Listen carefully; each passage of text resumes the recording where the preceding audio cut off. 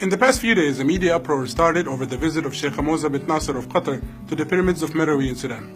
Egyptian media rushed to showcase their astonishment that another country could have pyramids. سمعنا إنه السودان فيها أهرامات. في أهرامات السودان جنب علبتين نستو كده. دي جبنا مثلثات.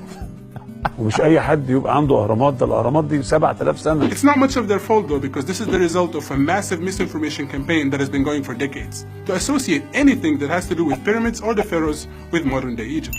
What these so-called journalists fail to admit though is that there are more of these cheese triangles in the small part of northern Sudan than there are in the whole of Egypt. 220 of them to be precise. You see, Meroe was the capital of the historic kingdom of Kush. And much like the Egyptian pharaohs, the Kushite kings and queens were buried in these tombs alongside their golden jewelry. These pyramids, with some of them dating up to 4,600 years, are considered by many archaeologists to be even older than their Egyptian counterparts. But thanks to Sudanese neglect, combined with an Egyptian strive to conceal information about their existence, they were widely overlooked.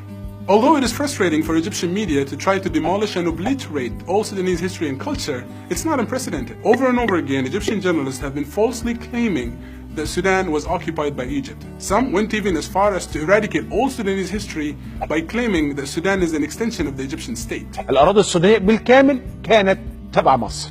أساساً ما فيش بلد اسمها السودان، ده السودان ده جزء من مصر. اسكت عشان السودان أساساً مصرية.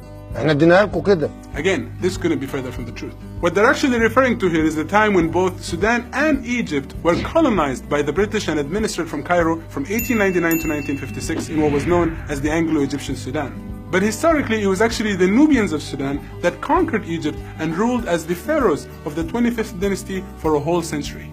So it's more accurate to say that the current-day Nubians have a more legitimate claim over the history of Kemet than modern-day Egyptians, who are mostly the descendants of the various civilizations that conquered Egypt throughout the years.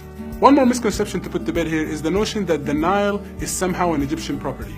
While it's true that Egyptians have always flourished alongside the banks of the Nile, and the Greek historian Herodotus wrote that Egypt is the gift of the Nile, this legendary river is actually formed in Khartoum and runs its longest course in Sudan.